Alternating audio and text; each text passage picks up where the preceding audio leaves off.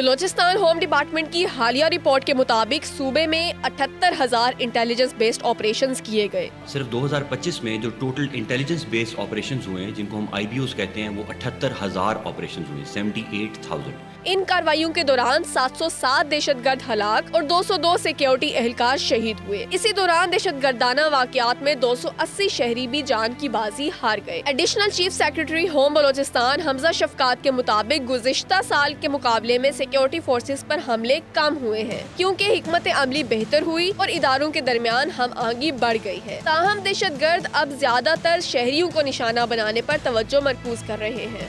اگر آپ ریٹ کی بات کریں تو الحمدللہ اس سال جتنے بھی ایکشنز ہوئے ہیں، اس کے اندر جو لا انفورسمنٹ کے اوپر ایکشنز کے اوپر جو اٹیک ہوتے تھے، جس میں بہت زیادہ وہ لوگ شہید ہو رہے تھے، ان کو وہ نہیں کر سکے.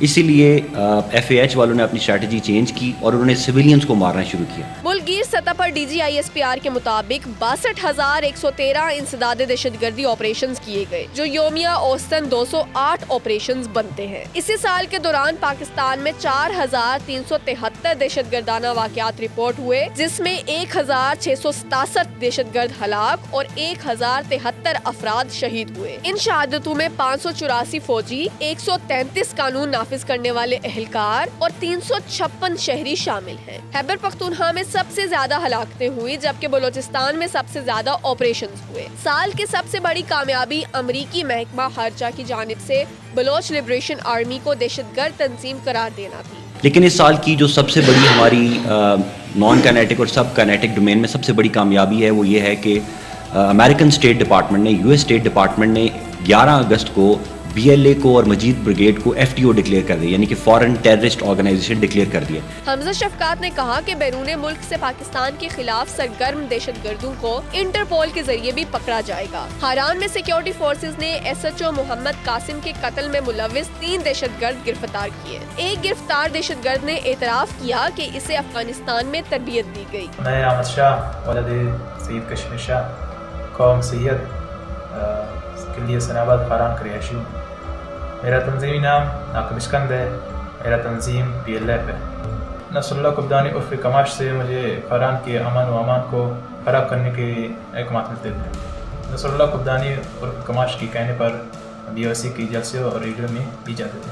DIG CTD نے بتایا کہ دہشت گرد کئی دیگر مسلح سرگرمیوں میں بھی ملوث تھے اور شہریوں کو نشانہ بنانے کے لیے منصوبہ بندی کر رہے تھے، جیسا کہ پیر غائب میں بچوں کا اغوا اور ایک اسسٹنٹ کمشنر کا قتل.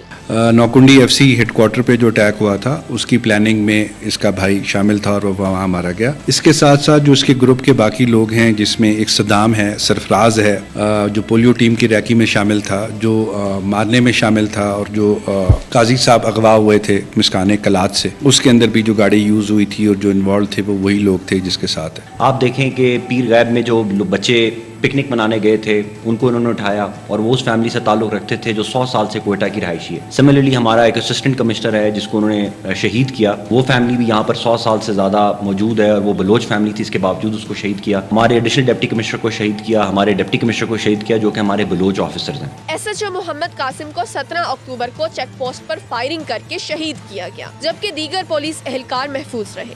نصر اللہ قبدانی عرف کماش نے حکم دیا تھا SHO قاسم کو اغوا کرنا ہے.